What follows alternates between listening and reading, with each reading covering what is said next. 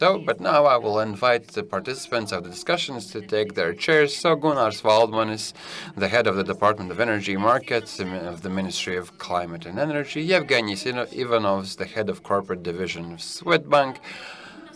Guna Soloveya, who is the new business development manager at TET, and Kaspars Gorkš, the director general of the Employers Confederation of Latvia. So go ahead, I'll maybe take the far end now. And you can definitely keep on voting. At some moment, we will take a look at the results of the Slido survey. But a very simple question. I hope we will have complex answers. So, in your opinion, can companies continue existing in a non-sustainable fashion? So, sustainability is something we hear about a lot. Do you think it is possible at all? So, who would like to start?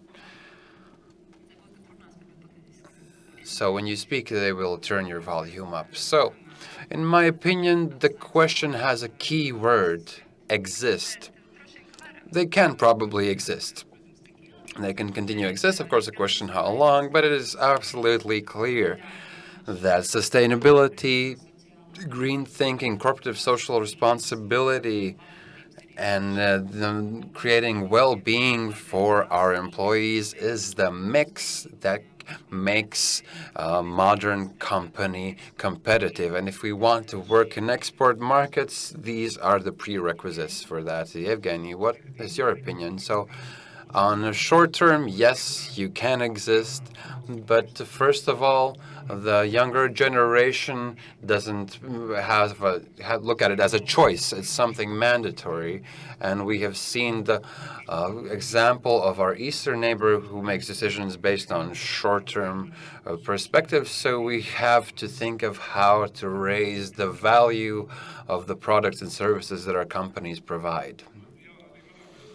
Yes, in my view as well, the clock for these companies that are non-sustainable ticks ever so loudly, and sustainable work becomes more and more economically justified, as it was already indicated by our colleague. People are paying more attention to investments that they are making are something that they're not ashamed of. And in the future, we could definitely predict that despite attempts to work in an old-fashioned way, you will still have to adapt. So each of you can get a mic. Actually, I have two mics, so I can actually speak up quite loudly. So can companies exist non-sustainably? Well, of course, the first word that I wanted to point out is the word exist. Do we want to simply exist? Because lagging behind accumulates, and in the modern times, you can lag behind even more quickly, and I don't think it is profitable in any way to exist in such a way. And I hope we've broken this cycle of not trusting in change and seeing the economic benefits.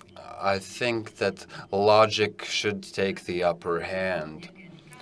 Guna and Yevgeny, what do you both think are the benefits of investing in sustainable, renewable energy solutions? So maybe there's something you haven't yet managed to mention in your presentations. Well, the first thing is a very practical one. So if we use renewables in our infrastructure, we can actually very quickly get this profit, we can benefit. And secondly, we have much broader opportunities to cooperate on an international level if we can meet these criteria that we've put forward. And thirdly, with the services that we provide, for example, smart lighting, it's an example where we can save up to 70-80%, which is a large benefit for our clients, and we have a much better cooperation. And maybe let's not return back to our core values like productivity. What we have to think about is reputation, which we seem to underestimate at times. And looking at new types, we dare to take a risk, and look at new products. And today, it is an opportunity. While everybody else is not doing something, we can get this competitive edge, which would be much harder later on in the future. Yes, reputation, it's very important because there are many examples in the world where reputation actually plays great role in the life of companies. Bureaucracy, a wonderful word I have rediscovered for myself today. Kaspar and Gunnar, is the current bureaucratic background motivating now? Well, to my mind, in energy field, this bureaucratic burden is not very high, but sometimes our society tries to put in one bag all things that are related to care of the society, like environmental assessments and other issues and other ways that are used to communicate with our society and other groups in one bag. And this burden, yes, it is quite big. It is a big challenge to the industry. It is the dialogue with the society, and we already heard about Pavelos today. Yes, this dialogue will not always have the result we would like to see. Maybe we can see the results of our poll here. So NYMBY syndrome. So does it stem from not knowing, or there can be various motives. This can be emotional issue. There's sometimes unwillingness to accept change, and maybe some in the public environment. There's some encouragement to protest against some change to the environment. Sometimes these are material interests. Hope that there could be some compensation for without giving anything in return, because sometimes such energy companies are similar neighbors to your other neighbors. And the third reason, there are many misleading information available that says that sometimes there will be someone who will find some unknown third solution. So we tend to rely on something that some free energy source could be found by scientists, and this would be only a transitional measure.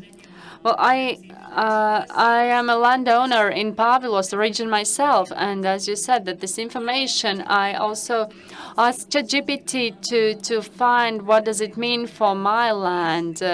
So learning and obtaining information is very important also for regular people, not only companies.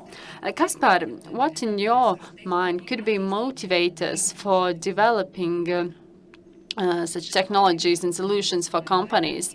What would motivate companies to invest more in energy efficiency? I will join the previous question because I wanted to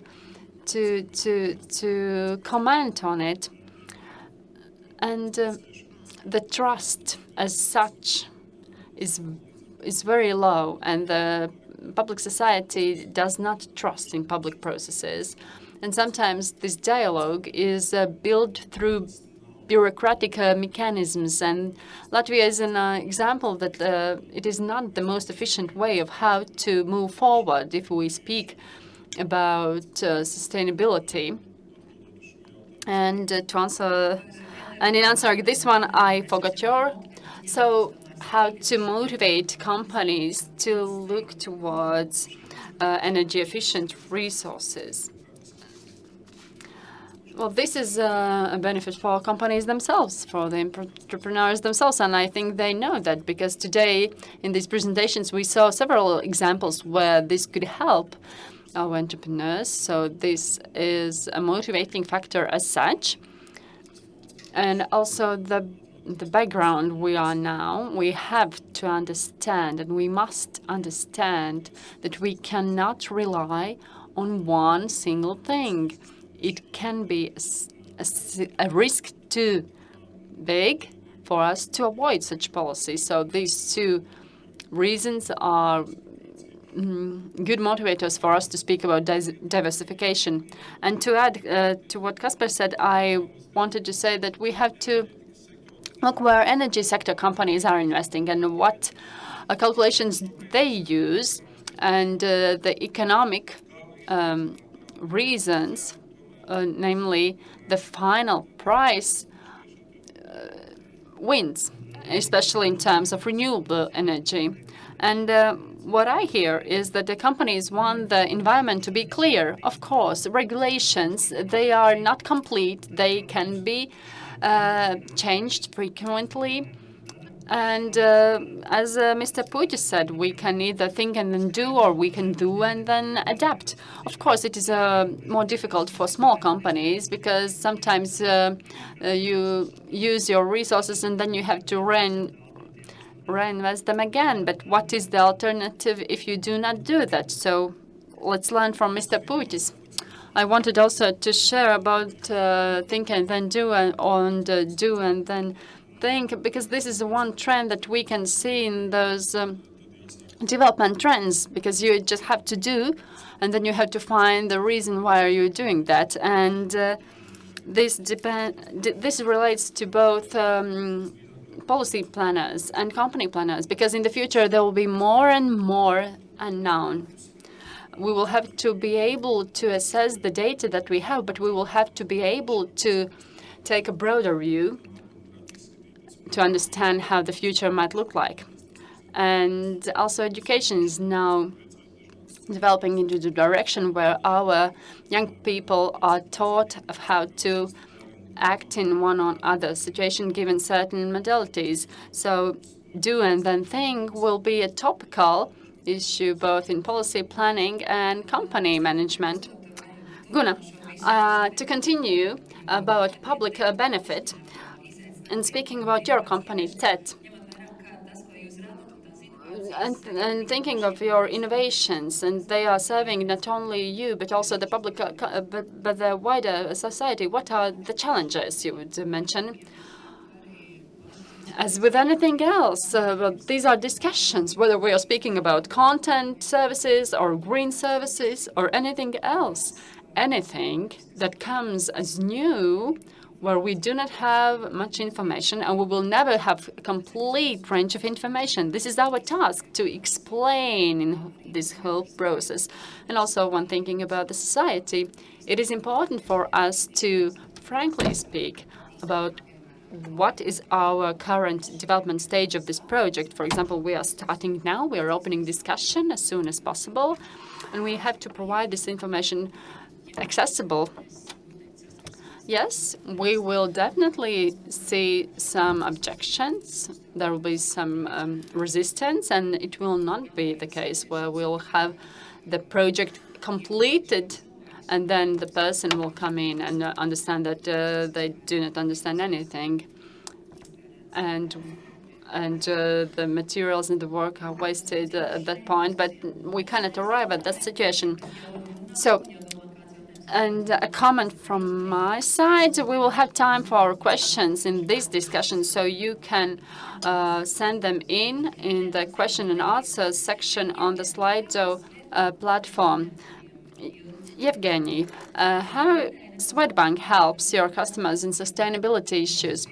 Well, the first two things that come to my mind is partnership in learning, because this is a learning book that has not been written yet. We have our experts, we have our experience, and we see many cases and experts not only in Latvia but also abroad, and we share our knowledge. We also say that we do not have all the answers, but then we are trying to find those missing answers. And this is one thing, to be a learning partner and to tell about that. And the second thing is through financing, because it is clear transformation will require much money. And as a financial sector representative, Swedbank is here to help to finance those needs. And these are those partners that we can do. And Gunnar, we have heard wind very much today. So what are the Latvia's visions, speaking about wind and development of wind parks? Well, primary, yes, it is wind and wind energy. Because if we look at solar energy, then the number of invest applicants is experiencing its high peak in the market. So also the manufacturers, as they take care of their production, they might face some market restrictions. But speaking about wind development and wind energy development, this potential is untapped currently, and the situation is very beneficial for these investments to be made. And in the long run, of course, we will also face attempts to look for biomethane and also hydrogen. And well, how prominent those solutions would be will depend on the market participants themselves, both on the consumer side and the manufacturer side. But I wanted to underline that we as policy makers would not like to re-regulate many things. We are not. It is not our desire to say the consumers or investors how they should act. And a long-term contract between manufacturers and consumers would be a solution. This is actually a legal instrument that is not used by the sellers and the consumers enough, because here you do not have to wait for some third party that would put your bilateral relations in order. And in Scandinavia, we see more fixed agreements on procurements. But from the point of view of taxpayers here in Latvia, I think that there is energy train is leaving now, and I would like to see more investments here. But if the Baltic states is a unified market here, then we can see a more active wind market in Lithuania and Estonia, and I would like to see this entrepreneurial spirit more active here in Latvia. Kaspar, Gunnar mentioned the open discussion. So what do you think about open discussion or the lack of its discussion here in our country? Well, discussions. There are many discussions in various formats, I think, and discussion. We could speak about discussions after the goals are met, because we can speak much, but when we have to arrive to some conclusion, well, this have to be done. And the manners or ways of how we communicate with the society can take different forms, and employers can also participate in this. Education activities. We also spoke about reputation and values. So employers are those who set their own values, and there are people who would like to associate themselves with values that are important for them. So there are many forms of how we could do that. Either communicate verbally or by showing your example. The most important thing is for these discussions to bring some results. And a question to all of you. So we are having discussions, but how can we strengthen the attitudes of the society towards new technologies more efficiently? Because, well, companies may do that, but the people do not use it. They protest against them. How to solve this situation? Well, I already spoke about the lack of public trust. And we rank second but last in the global rating. And this environment, yes, is rather tense. And we have some DNA heritage, and we are not willing to accept anything new or renewed or revised. We do not understand processes clearly. Sometimes these processes do not have clear conditions. There are some drawbacks.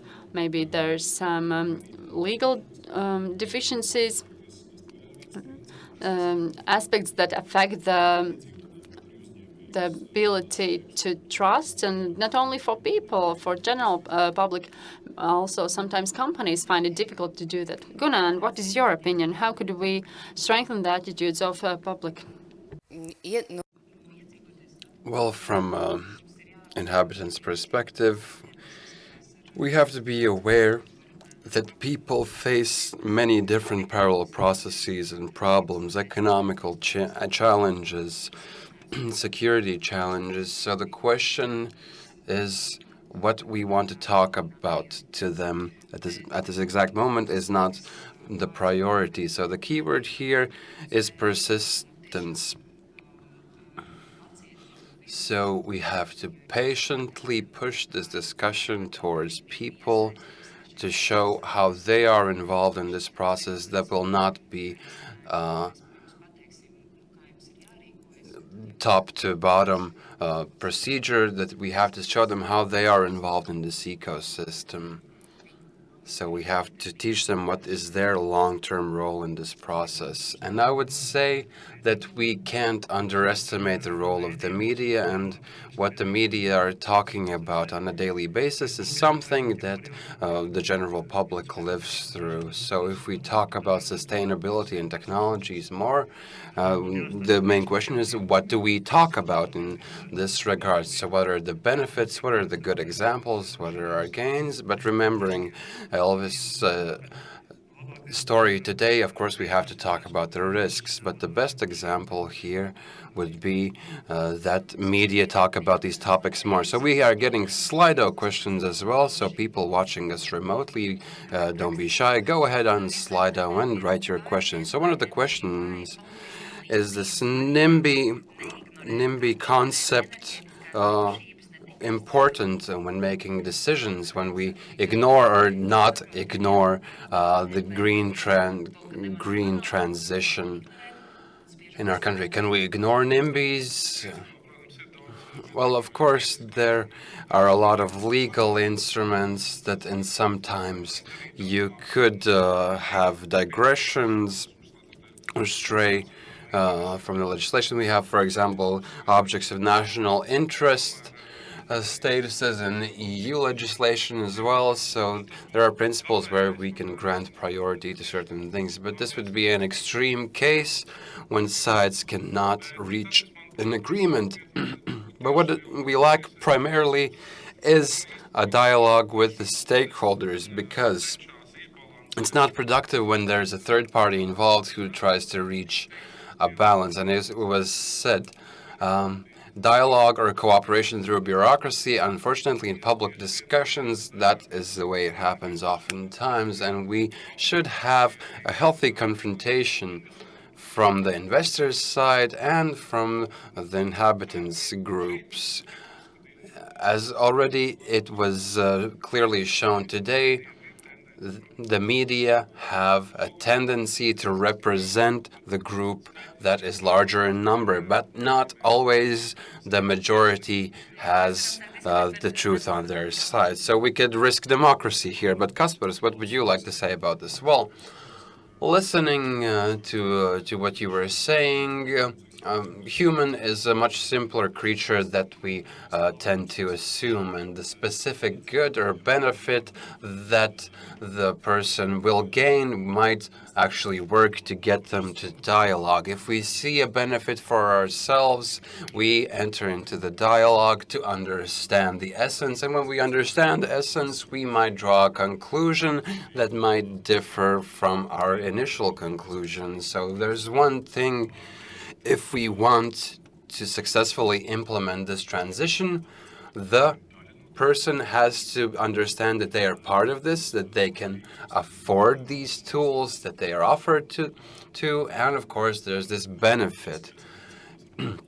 In legal relationships and in labor, we talk about this basket of benefits, and oftentimes this can actually lead to dialogue and not bureaucracy. So I had a question for you. From the media mentioned and how large an effect of media has on your decision making, and of course how it affects societal thought. Well, on sustainability and innovation, these are two different topics because sustainability is a requirement from regulators. And in the past year, we've already seen fines in banks in the EU for insufficient action in terms of sustainability, for example, in data. So we will be forced, and actually this is good, to move forward much more quickly than the rest of society. As for innovations in our products, we are trying to implement and that we are trying to be the trailblazers, for example, in investing, for example. So, firstly,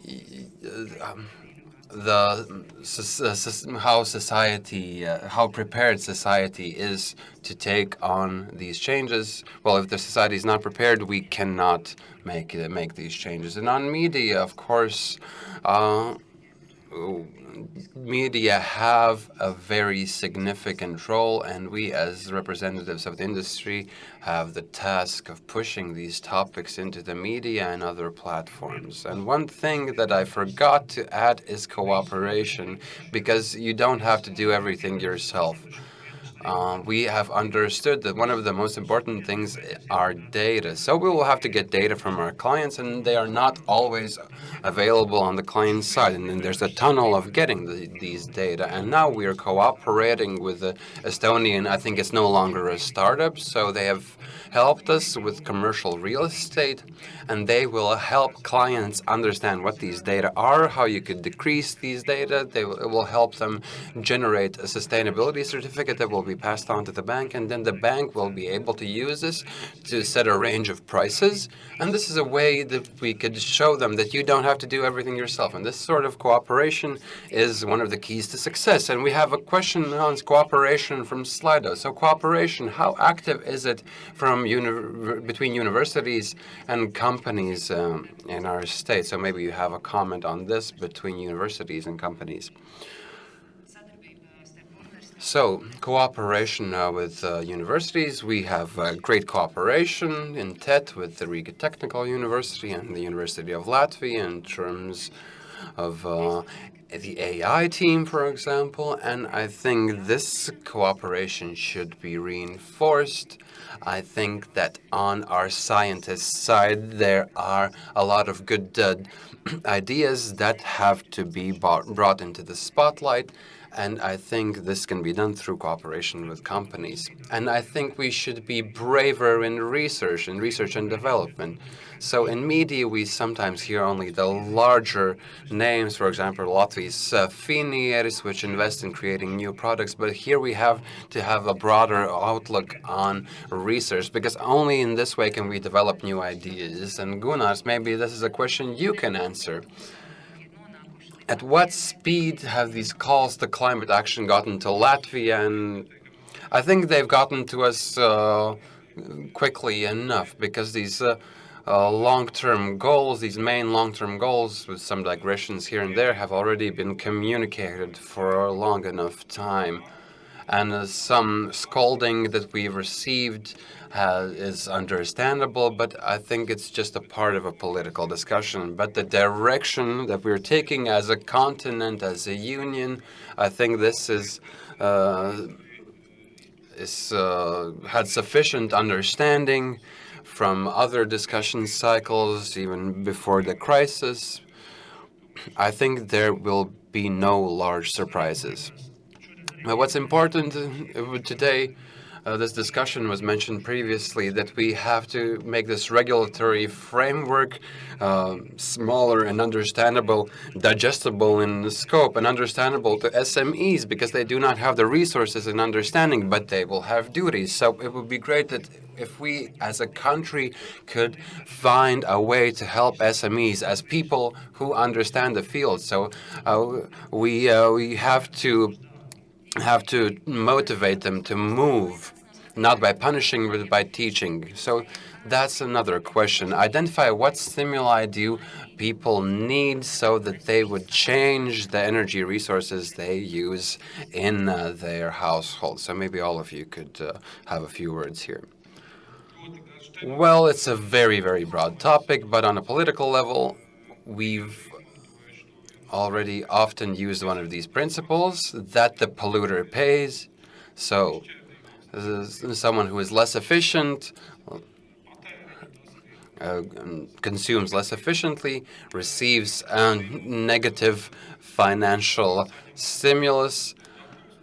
But if they are ready to change their ways, for example, a great example is home renovation projects and programs, and I hope in the coming years, I hope we as a society will mature in terms of our responsibility and understand that this is just some capricious whim, that this is something linked to the value of our real estate and our wallets. So this is a combination of supporting the positive initiatives and not allow to be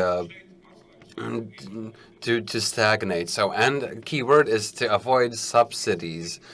So this investment signal should be as a support, a grant for things done well, but clearly we have to show that that energy resource manufacturer has to take care that it will be cheap, and then you could just get competitive payments, and that's why you do your homework and you take care of your estate. Well, I definitely agree that this type of approach works. I think that people are emotional beings. So we could see what motivates people in the long run. So we could use power that can work in the short term, but belief will motivate people in the long term. So again, through media or in any other form, if we make them believers in sustainability, they will do it willingly and it will cost less to the state. Anyone else? Maybe the people here later will express their questions. Well, I have a short and specific example. What was our experience with installing solar panels in households? So there was a wonderful support from the state, but what we saw on the client side are several things where we have to support people. So one is technologies, to explain technologies, how they will look on site, how to help them conduct this whole process being next to them so that they can install these solar panels in their homes. Next, through state support, not all households will have it easy. They won't find it easy to apply and follow all these processes, how application happens, how will they be paid back, etc. And one other thing that we have to understand, where we have to have a strong shoulder, is so only this way they will see the benefit. Kaspars, maybe you have something to add. Well, I can try. Overall, I think that support for new initiatives should be based on positive motivation and not a regulatory or punishing motivation. So a lot of initiatives see themselves trapped in a dead end where they try to model laws on punishment. So we should not focus on sanctions and punishment. And of course, then that accumulates bureaucracy around it, and we don't want that. So now, if we look at the situation currently, and it is that people do not trust. So if there's no trust, we have to find motivating mechanisms and measures, and there definitely will be people smarter than me in this regard who could explain this. But the overall change in the way of thinking, and from the lawmakers' side, there should be a larger trust in the entrepreneurs. So there should be a mutual trust, definitely. Well, we have a few more questions from Slido, but maybe there's someone in the audience who wants to ask a question. I've heard some some people chatting, so maybe you can speak in the mic so that the online people hear what you're saying. So maybe short questions because we have 5 minutes. So Ansys Zeltinch, I didn't have the time to ask the question, and so I'll try to ask this now. So it's mostly based on what Ingmar said, but I think he's gone. So it's in response to Ingmar's presentations. So in simple words, so uh,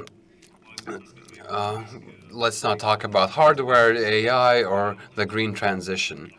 So the main question is the mission that we are looking at. And being from the marine industry, and if we take a look at what Seneca said, no wind will push you forward if you have no idea where you're going. And in business and industry, wherever we try to reach something, if there's no common view of what we want to reach, the same thing with energy. So if we want to be energy independent, then is it governmental level, political level, business level, or societal level? So each part understands how their actions impact something, contribute to it or not. So what is the question? So the question is from a funding point of view. So maybe I'm looking at Swedbank here. Given that the taxonomy will play an important role everywhere, especially in funding different projects, how will this be the bank's strategy imposed by the regulator and the ECB, and how much will this be affected by the Latvian national view where we want to move to in terms of sustainability and the Green Deal? So yes, yeah. Well, when you work in Latvia, you have to follow this framework. Of course, we want to have a clearer Latvian framework, but we want to also include the requirements in terms of taxonomy. How are we going to adapt here locally? So what will help us will be discussion with our partners and the government. And maybe we can look towards Scandinavia, whether we will listen to, but to have a broader view, it could help us to receive some suggestions maybe.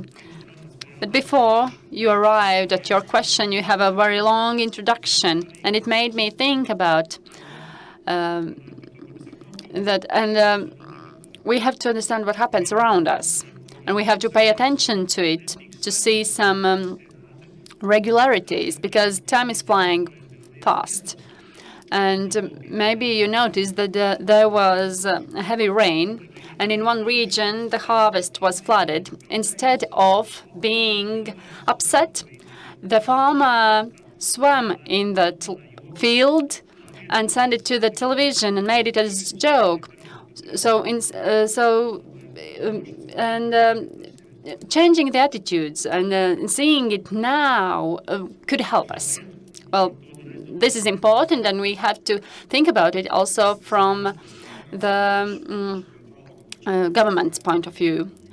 I'll take it one step further. We have to have a clear vision, because with so many unknown elements, we have to be careful about approving strategic documents, because they are lagging behind, or whether they will understand how to figure it out themselves, or they will tell us how to do it from somewhere top down. But this procrastination, it does not build trust. And there are many sectors where we are looking for something instead of acting. Well, although we are speaking about being agile and being able to adapt, I think that we have to be brave to take decisions on our strategies, and also stakeholders can actually assume some responsibilities push into those strategies. There are many smart minds that can alter the directions slightly. And Gunnar and Gunnar, some final words from you. Maybe you have some comments. Speaking about the shift in thinking, I wanted to encourage the public to stop sticking to cheapness as the most important thing, because well, it makes me think, how can it happen that a vegetable grown in Iran can be cheaper than one grown in Latvia? And then I have to think, but do I want for my co-peer here in Latvia to earn as low amount of money as his colleague in Iran? So I want for our fellow farmers to receive decent remuneration, and I think it is nothing wrong to pay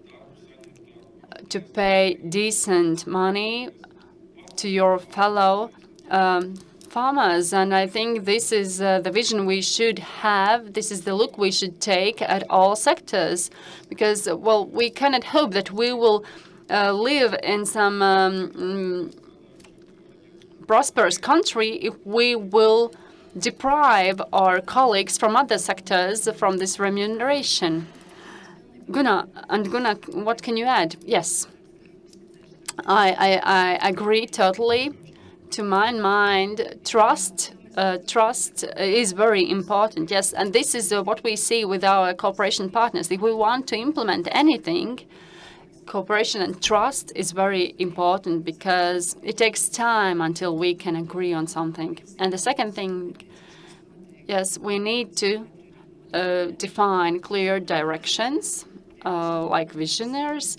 But speaking about introducing some solutions, I want to refer to what I said in connection with ecosystems. We have to build ecosystems until we arrive at the final destination. Maybe this is something more than just wind turbines, where we can come together from various sectors to arrive at the goal, after all. We have had some questions on Slido platform about ecosystems, but the time is up now. And dear participants and discussion members, you have all the contacts available on your hand. It is impossible for us to discuss everything during this conference, but I wanted to say a big thank you to the participants of the discussion Green Transition, Energy Strategy, Technological Innovations. And with us, Gunārs Valdmanis from Ministry of Climate and Energy, Head of Department of Energy Market, Yevgenis Ivanovs, Swedbank Head of Corporate Division, Guna Solovyeva, TET New Business Development Manager, and Kaspars Gorkšs, Director General of the Confederation of Employers in Latvia.